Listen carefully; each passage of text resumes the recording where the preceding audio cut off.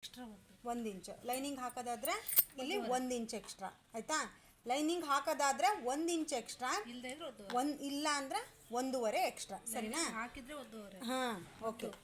ಈಗ ಉದ್ದ ಆಯ್ತಲ್ವಾ, ಈಗ ಅಗಲನ ತಗೋಬೇಕು. ಆರ್ಮೋಲ್ 3.5 ಇದೆ. ಹಾಂ, ಅದಕ್ಕೆ 3.5 ಸೇರಿಸಿದ್ರೆ ಅಲ್ಲಿಗೆ 7 ಇಂಚಿಗೆ ಅಗಲನ ಮಾರ್ಕ್ ಮಾಡ್ಕೋಬೇಕು. ಈಗ ಇದಕ್ಕೆ ನಾವೇನು ಮಾಡಬೇಕು, ಒಂದು ಬಾಕ್ಸ್ ಹಾಕ್ಬಿಡ್ಬೇಕು ಹಿಂಗೆ.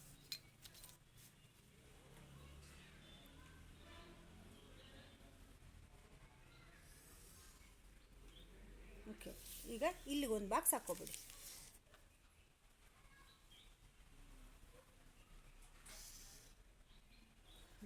ಸರಿನಾ? ಈಗ ನಾವು ಇದನ್ನ ಪೇಪರ್ ಎಲ್ಲೂ ತಿರುಗಿಸೋ ಹಾಗಿಲ್ಲ, ಹೀಗೆ ಇಟ್ಕೊಳ್ಳಿ.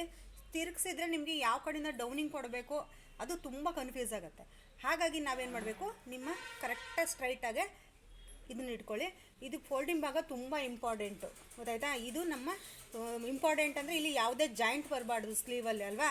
ಹಾಗಾಗಿ ಇದು ಫ್ರಂಟಲ್ಲಿ ಬರೋದ್ರಿಂದ ಇದು ತುಂಬ ಇಂಪಾರ್ಟೆಂಟು. ಈ ಕಡೆ ಓಪನ್ ಸೈಡ್ ಬರುತ್ತಲ್ವಾ, ಈ ಕಡೆಯಿಂದ ನಾವು ಡೌನಿಂಗ್ನ ಕೊಡಬೇಕು. ಇದ್ರ ಆಪೋಸಿಟಲ್ಲಿ ಇರೋ ಪ್ಲೇಸಲ್ಲಿ ಇಲ್ಲಿ ಈ ಸೈಡಿಂದ ನಾನು ಕೊಟ್ಕೊಳ್ಳಿ, ಈ ಸೈಡಿಂದ ನಾನು ಕೊಟ್ಕೊಳ್ಳಿ. ನಿಮಗೆ ಶೇಪ್ ಯಾವ ಕಡೆಯಿಂದ ಹಾಕೋಕ್ಕೆ ಈಸಿ ಆಗುತ್ತೋ ಆ ಕಡೆಯಿಂದ ಕೊಟ್ಕೋಬೇಕು.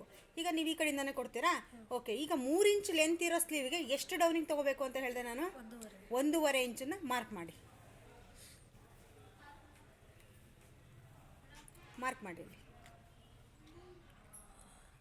ಓಕೆ, ಇಲ್ಲಿಂದ 1 ಇಂಚಿಗೆ ಮಾರ್ಕು, ಅದು ಶೇಪಿಗೋಸ್ಕರ. ಓಕೆ, ಈಗ ಇದು ಶೇಪ್ ಕೂರಿಸ್ಬೇಕಲ್ವ ಹೀಗೆ.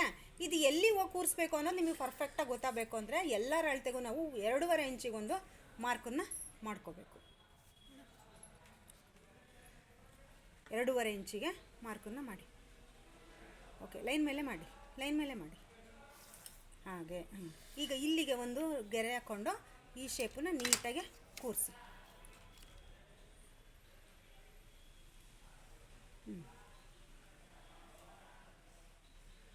ಓಕೆ, ಈಗ ಶೇಪ್ ಕೂರಿಸಿ, ನೀಟಾಗಿ ಬರಲಿ ಶೇಪು ಹಾಗೆ.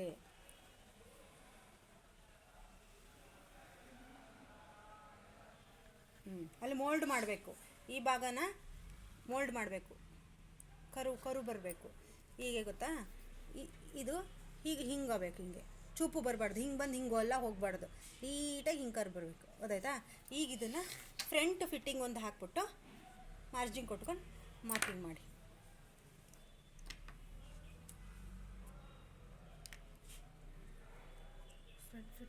ಹಾಂ, ಒಂದು ಅಂದಾಜಿಗೆ ಹಾಕ್ಕೊಳಿತಿ. ಇದೇನು ನೀವೇನು ಯಾವುದೇ ಅಳತೆ ತೆಗೆದಿಲ್ಲ. ಒಂದು 4 ಇಂಚೋ 5 ಇಂಚಿಗೋ ಮಾರ್ಕಿಂಗ್ ಮಾಡ್ಕೊಳ್ಳಿ. ಓಕೆ, ಇದು ಫಿಟ್ಟಿಂಗ್ ಅಂದ್ಕೊಳ್ಳೋಣ. ಒಂದು ಮಗು ಅಳತೆ ಇದೆ ಅಲ್ವಾ, ಸಣ್ಣ ಮೆಜರು. ಈಗ ಇಲ್ಲಿಂದ ನಿಮಗೆ ಮಾರ್ಜಿನ್ ಎಷ್ಟು ಬೇಕು, 1.5 ಇಂಚ್ ಮಾರ್ಜಿನ್ ಮಾಡ್ಕೊಳ್ಳಿ. ಓಕೆ, ಅಲ್ಲಿ ಮಾರ್ಕ್ ಮಾಡಿ.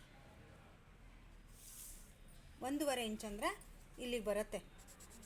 ಈಗ ಇದನ್ನು ನೀವು ಈ ರೀತಿ ಜಾಯಿಂಟ್ ಹಾಕಬೇಕು, ಗೊತ್ತಾಯ್ತಾ? ಶೇಪ್ ಹೆಂಗೆ ಬಂದಿದೆ ಅಂತ. ಈಗ ಹಾಕಿರೋ ಶೇಪನ್ನು ಕಟ್ ಮಾಡಿ ತಿರ್ಗಿಸ್ಕೊಳ್ಳಿ ಬೇಕಾದ್ರೆ. ಈಗ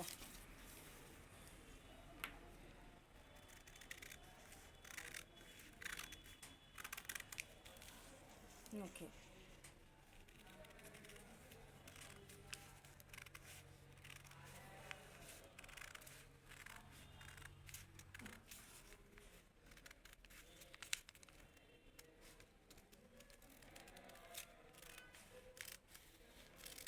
ಇಲ್ಲಿಗೊಂದು ನಾಚ್ ಹಾಕ್ಕೊಳ್ಳಿ.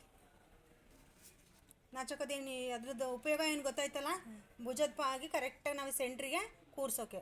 ಈಗ ಇದನ್ನು ಓಪನ್ ಮಾಡಿದ್ರೆ ನಮಗೆ ಹೀಗೆ ಸಿಗತ್ತೆ ಅಲ್ವಾ ಶೇಪು. ಈಗ ಇಲ್ಲಿ ಜಾಯಿಂಟ್ ಬಂದಿದೆ, ನಾವು ಇದನ್ನು ಕಟ್ ಮಾಡಿಕೊಂಡ್ರೆ ನಮಗೆ 2 ಸ್ಲೀವು ಸಿಗತ್ತಲ್ವಾ. ಈಗ ಇದನ್ನು ಕಟ್ ಮಾಡ್ಕೊಳ್ಳಿ.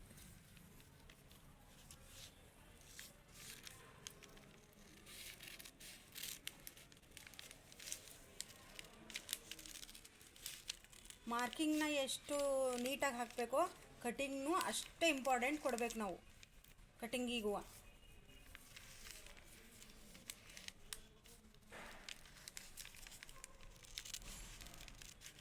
ಇಲ್ಲ ಓಪನ್ ಮಾಡ್ಕೊಳ್ಳಿ, ಹಿಂಗೆ ಕಷ್ಟ ಆದರೆ ಹಿಂಗೆ ಓಪನ್ ಮಾಡ್ಕೊಳ್ಳಿ, ಏನೂ ತೊಂದರೆ ಇಲ್ಲ. ತೆಗಿ. ಕಟ್ಟಿಂಗಲ್ಲಿ ಈ ಕೈ ತುಂಬ ಇಂಪಾರ್ಟೆಂಟು. ಈ ರೀತಿ ಪ್ರೆಸ್ ಮಾಡ್ಕೊಂಡೇ ಇಟ್ಕೋಬೇಕು.